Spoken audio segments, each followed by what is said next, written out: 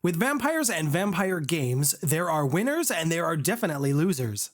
And the losers are expected to pay the price for the winner's success.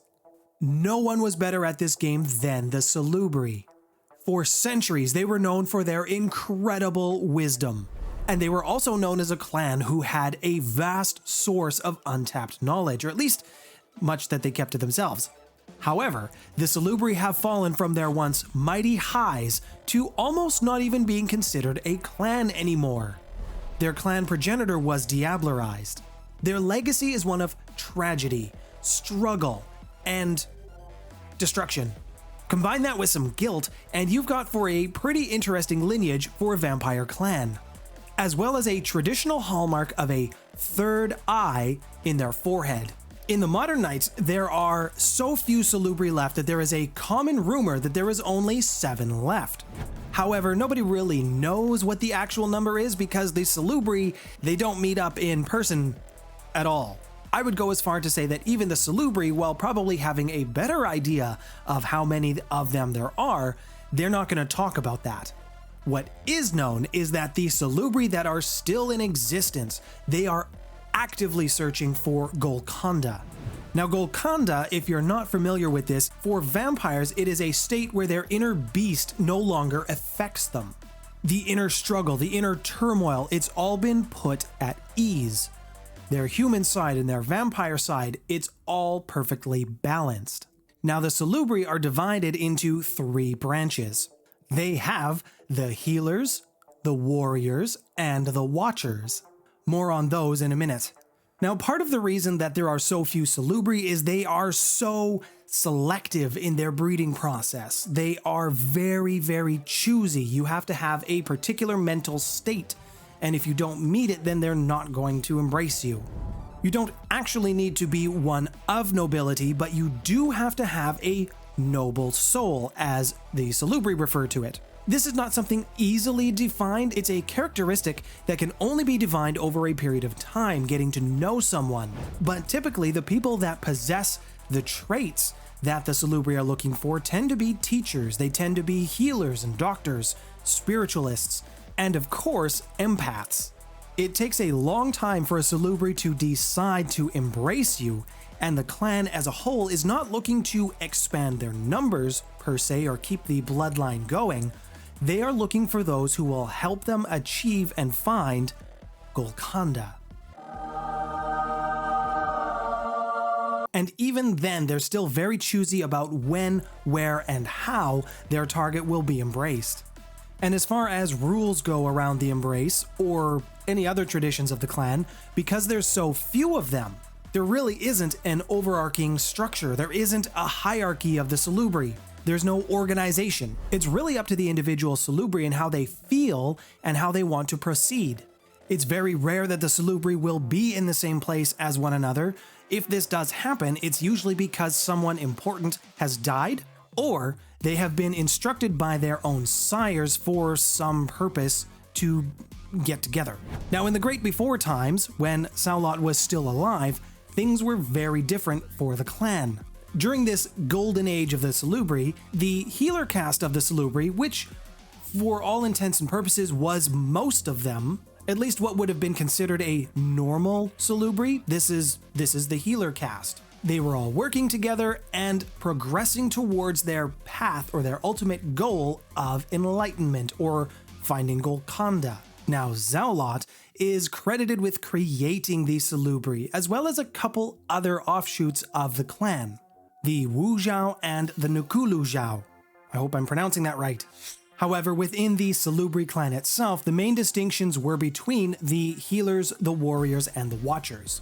The main discipline of the clan was known as Valeran, and there were 3 paths within Valeran that you could follow depending on what type of caste you were, be it healer, warrior, or the watcher. And no matter what path you were following in Valeran, at some point, all students, the Salubri, when they advanced far enough, would develop their third eye.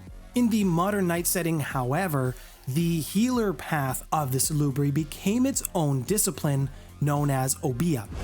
Now, when it comes to the Salubri warriors, they were all expected to train for a very important ritual called the blooding. Sometimes they were even expected to train for this ritual while they were still mortal. Now, the warrior caste of the Salubri, they were always searching for evil, and it was their job to destroy it wherever they found it. This brought them into conflict with a lot of vampire clans, especially in the early days. One such clan that they ran into who they developed a particular dislike for each other was the Tremere. Their conflict grew to such a state that the Tremere began a mass purge or a mass cull of the Salubri. They hunted them to basically extinction. The warrior caste was nearly extinct thanks to the Tremere and their mass purge. Now, the warrior Salubri, they were created, if you will, in the Bali Wars. Saulot created a child by the name of Samiel, and Samiel was the one who made the warrior Salubri. He distinguished them through their ritual, the blooding. This is the one that all warriors train for. The way Samiel intended it to be was the blooding was the completion of your consecration. You achieved your angelic name. This name would fit with your purpose and your mission for unlife. Special powers were also available or granted to the vampire who completed their blooding ritual. It is rumored that Samiel changed his name after a secret meeting with an angel from God, and this is how he came up with the idea or the plans for the blooding ritual, and why he insisted that all warriors participate in this ritual.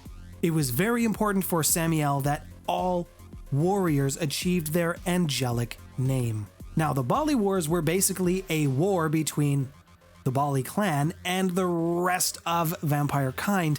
The Salubri were in particular not big fans of the Bali, but these wars obviously had heavy losses on the Salubri side, as well as the Bali, but it's only recently within modern nights that the Salubri have actually started to make a comeback or make a reemergence. The warrior caste of the Salubri, they were honorable fighters, they were respectable fighters. The Salubri of today, they don't give a shit.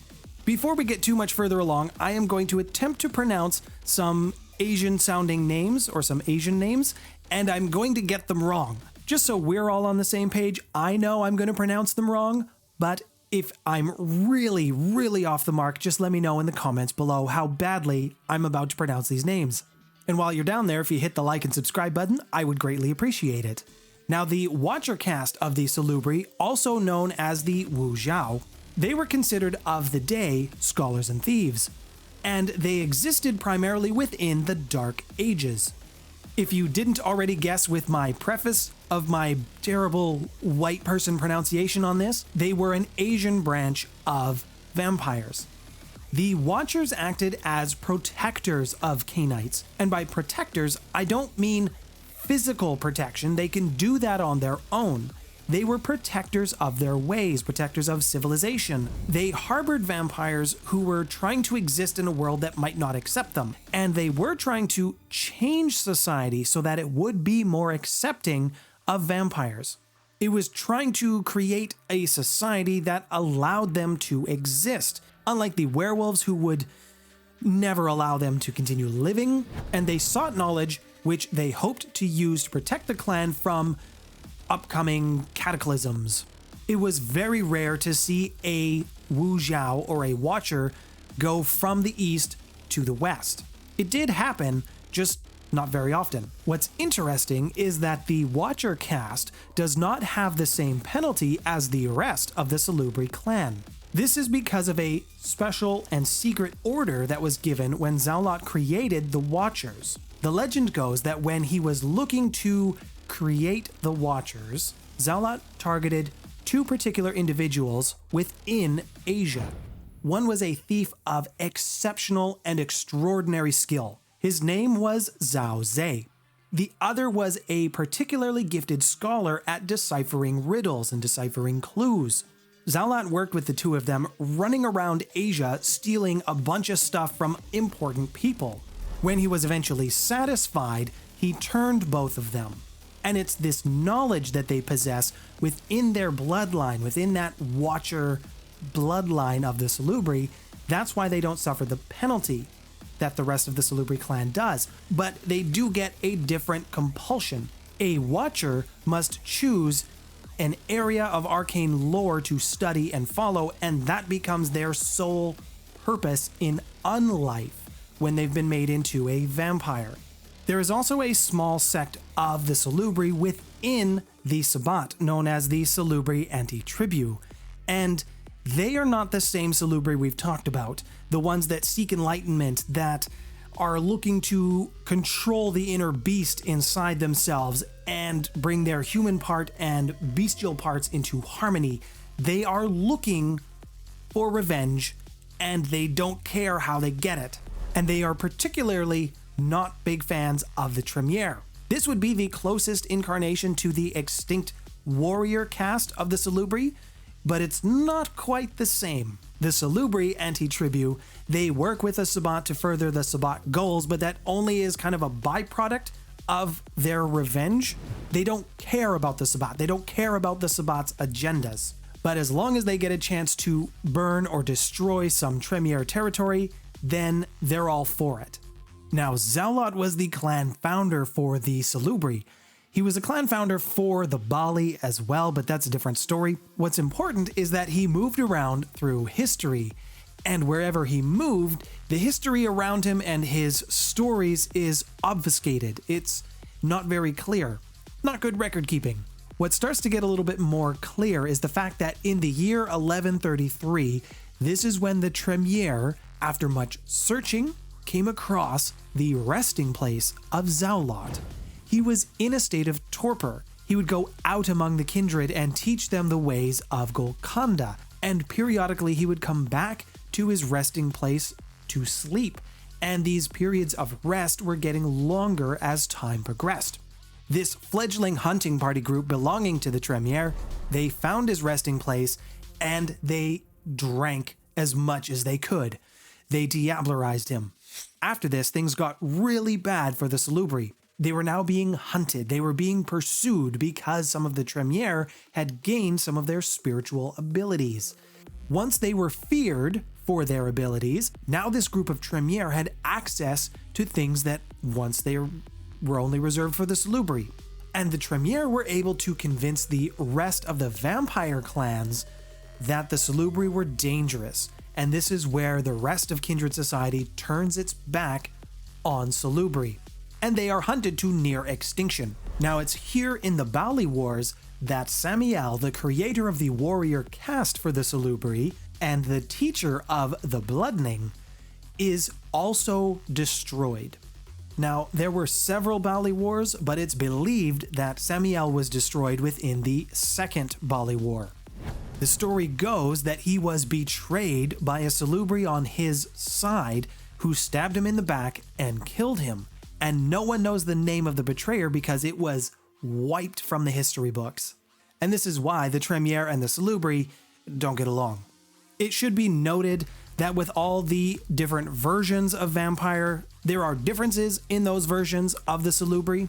The Salubri were kind of a tiny offshoot. They were a small bloodline in the original game, and it wasn't until Vampire Dark Ages that the warrior caste was even added to the Salubri themselves, and the Salubri Antitribu didn't even appear until the Vampire Revised Edition. And it wasn't until Dark Ages V20 that the three castes of the Salubri were even really solidified.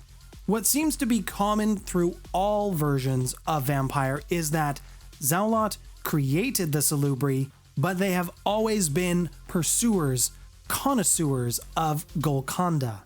And Saulot has also been rewritten several times, changed through the different versions of Vampire, as well as the concept of Golconda. Now, the biggest enemy to the Salubri is the Tremere, so if you'd like to learn a little bit more about them, check out the video on your screen now. Thank you to all of my patron supporters. I apologize about being sick. It's delayed a couple of things, but you're still getting your videos for this month. My name's Nathaniel. Thanks for stopping by, everyone.